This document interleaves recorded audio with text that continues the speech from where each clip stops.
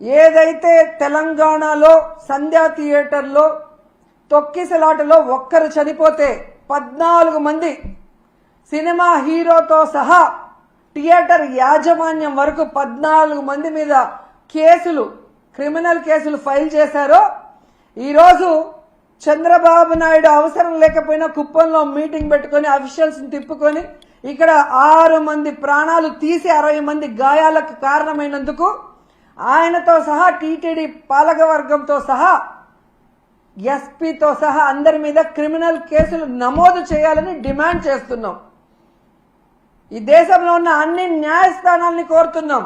దీన్ని సుమోటోగా తీసుకొని తప్పు చేసిన వాళ్ళ మీద కేసులు పెట్టి విచారించి శిక్షించండి అని కూడా మేము కోరుకుంటున్నాం. ఎంత బాధాకరం అంటే, నా చిన్నప్పటి నుంచి చూస్తున్నాను, కొండ మీద ఇంత తక్కువ జనం ఎప్పుడూ లేరు. టోకన్లు తీసుకున్న వాళ్ళు కూడా చాలా మంది దర్శనానికి రాలేదు అంటే వీరి వల్ల తిరుమల ప్రతిష్ట ఎంత దిగజారిపోయింది, భగవంతుని దర్శనం చేసుకోవాలంటే ఎంత భయం పుట్టిందో ప్రజల్లో మీరు గమనించండి. మొన్న జరిగిన ఇన్సిడెంట్తో తిరుమలనే కాదు, సింహాచలంలో కూడా భక్తుల రద్దీ లేకపోవడం మీరు గమనించాలి. ఎవరైతే ఉన్నారో మఠాధిపతులు బయటికి రండి. హిందుత్వాన్ని, మన దేవుళ్ళని, మన టెంపుళ్ళని ఈరోజు పరువు ప్రతిష్ట దిగజార్చే విధంగా పరిపాలిస్తున్న ఈ చంద్రబాబు నాయుడు, పవన్ కళ్యాణ్కి బుద్ధి చెప్పండి. ఏ హిందూ భక్తుల ప్రాణాలు పోయాయో వారి కుటుంబాలకు అండగా నిలబడి తప్పు చేసిన వాళ్ళని శిక్షించే విధంగా మనమందరం కలిసికట్టుగా పోరాడదామని కోరుకుంటున్నాను. ఎందుకంటే ఈ చంద్రబాబు నాయుడు తప్పించుకునే రాజకీయాలు చేస్తారు. పవన్ కళ్యాణ్ ఏమో సినిమా డైలాగులు చెప్పినట్టు చెప్తాడు కానీ మళ్ళీ ఎక్కడ కూడా ఏం చేయడు. ఎందుకంటే అల్లు అర్జున్కి మానవత్వం లేదంట, పోయి పరామర్శించలేదంట. మరి నీ అభిమానులు నీ కోసం గేమ్ చేంజర్ ప్రీ రిలీజ్ ఈవెంట్కి వచ్చి 2 చనిపోతే మణికంఠ చరణ్ అని ఇన్ని రోజులు అవుతున్నా ఒక్కరి మీద కేసు లేదు, ఒక్కరిని అరెస్ట్ చేయలేదు. నిన్న నువ్వు పిఠాపురానికి వెళ్ళి ఆ కుటుంబాన్ని పిలిపించి కూడా వాళ్ళని కలవకుండా, వాళ్ళని పరామర్శించకుండా వాళ్ళని అవమానించావు. మరి నీకు మానవత్వం ఉందా అని నేను ప్రశ్నిస్తున్నా.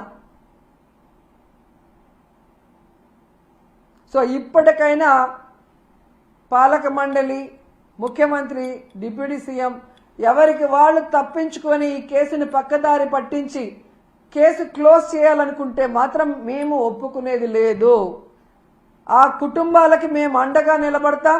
ఆ కుటుంబాలకి న్యాయం జరిగేంత వరకు పోరాడతాం.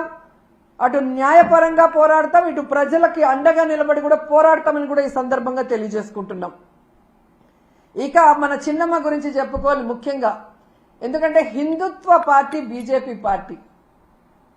6 మంది హిందువులు చనిపోతే 60 మంది గాయపడితే మన చిన్నమ్మ నోట్లోంచి ఒక్క మాట రాలేదు. ఎవరు దీనికి కారణమో వాళ్ళ మీద క్రిమినల్ కేసులు పెట్టాలని డిమాండ్ చేయడానికి చిన్నమ్మకు నోరు రాలేదు. అనవసర విషయాలప్పుడు మాత్రం ఎంత నోరేసుకొని వస్తుందో మనం చూసాం. మొన్న విజయవాడలో కూడా హైందవుల మీటింగ్ ఏదో జరిగింది. అక్కడికి కూడా వెళ్ళి మన చిన్నమ్మ ఏ విధంగా పెద్ద పెద్ద మాటలు మాట్లాడిందో మనం చూసాం. మరి హిందువులు చనిపోతే హిందూ భక్తులకి, వాళ్ళ ప్రాణాలకి విలువ లేదా చిన్నమ్మ? పురంధేశ్వరి గారు డిమాండ్ చేయరా? మోడీ గారికి చెప్పండి, ఎవరు తప్పు చేశారో వాళ్ళ మీద క్రిమినల్ కేసులు పెట్టి లోపలేయమని చెప్పండి. ఇక నీతిమాలిన రాజకీయాలకి తెలుగుదేశం పార్టీలో పరాకాష్ట ఏంటంటే, ఎండోమెంట్ మినిస్టర్ చేసిన తప్పుకి క్షమాపణ అడగడు, తనని శిక్షించమని అడగడు. దాన్ని వైఎస్ఆర్సీపీ మీద తోసేయడానికి ఎంత దిగజారిపోవాలో అంత దిగజారిపోయాడో ఆనం రామనారాయణ గారు. జగన్మోహన్ రెడ్డి గారంట చంద్రబాబు నాయుడిని, ఈ ప్రభుత్వాన్ని తిట్టడానికి డబ్బులు ఇచ్చాడంట. మరి జగన్మోహన్ రెడ్డి గారు హాస్పిటల్కి రాకముందే ఏబిఎన్లో మీ క్లోజ్ ఫ్రెండ్ రాధాకృష్ణ గారు ఆయన ఛానల్లోనే ఎన్ని బూతులు తిట్టారు ఈ ప్రభుత్వాన్ని, ఈ పాలక మండలిని మీరు చూడలేదా? రాధాకృష్ణ గారికి మేము డబ్బులు ఇస్తే తిట్టారా మీ ప్రభుత్వాన్ని? మిమ్మల్ని ఎన్టీవీలో ఎంత ఘోరంగా తిట్టారు ఈ ప్రభుత్వం చేసిన ఏర్పాట్లు కానీ ప్రజల ప్రాణాలు ఎలా తీశారన్న విషయాన్ని. మరి ఎన్టీవీ వాళ్ళకి మేము డబ్బులు ఇస్తే మిమ్మల్ని తిట్టారా? ఇక మీ పసుపు ఛానల్ ఈటీవీ,